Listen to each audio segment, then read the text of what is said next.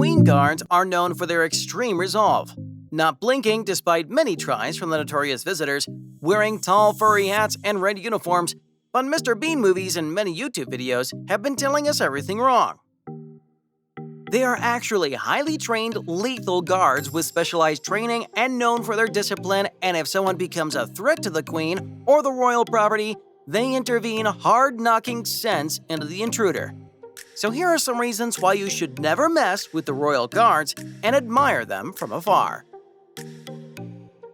Number 1. You cannot go past them. If you do try, however, you won't be the first person to make an attempt. Many people have tried to go past them in the Buckingham Palace, but this one brave or stupid gentleman tried to climb the wall of the palace in 2012. He managed to outrun the guards, but while he was trying to climb the wall of the palace, guards pointed their SA-80 rifles at him and politely asked him to step back. At that point, he knew there was nowhere else to go, and if he was foolish enough to think the guards won't pull the trigger, this would have been an entirely different story. For the sake of his life, or at least his limbs, he came down. They are highly trained to use their equipment and guns if needed, and in any case, the intruder would be wrong. Number 2. They are armed to the teeth. They are always equipped to take down any potential threat and cause a disturbance while they're on duty. In case of any intrusion, they have a protocol to follow and cannot just jump in for a fistfight. First, they stomp their foot on the ground and warn the intruder to back off. If the person does not follow, they are at liberty to shout again. The nuisance or threat persists, the guard assumes a position of port arms, where he points his gun at the ground. At this point, almost every stubborn tourist stops whatever they're doing, but for the super persistent, there's a special button that the guard presses as the fourth and final step, and this is when the Metropolitan Police come in and arrest the man or woman causing the disturbance. Number 3. Their hats are made from bearskin. For all of the 36 soldiers and the 3 officers, the royal family has ordered special hats to be designed so they give them their distinct look. They call it a bearskin, and there's actually a pretty good reason for this. The hats are actually made from 100 bearskins from American black bears. The history of these hats actually goes back to the ties between Britain was invading and establishing colonies, and the hats were designed to scare off the enemies.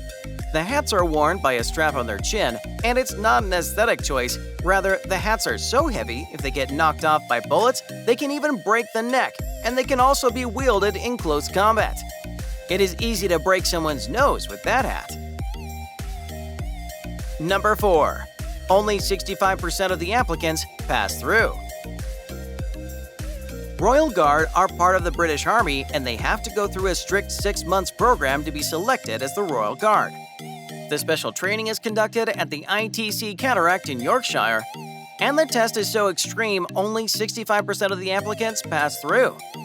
They go through a 28-week intense course of military training where they learn to operate the SA-80 rifles, fieldcraft, march ethics, and to work as a team when needed before they can make it to their guard duty.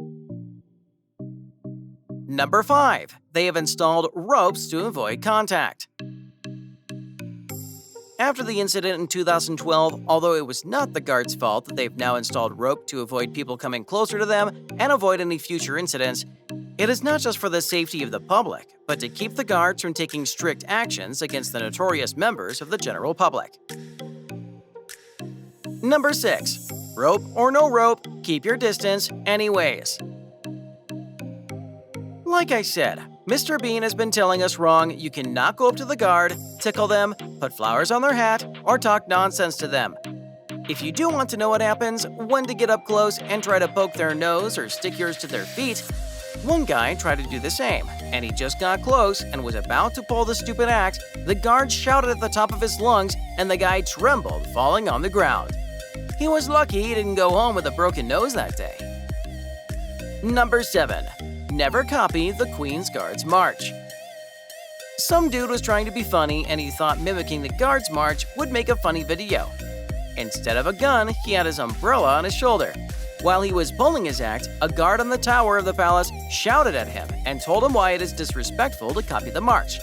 Well, if a British guard with years of experience and training told me something, I would have given him both my ears to listen to what he had to say.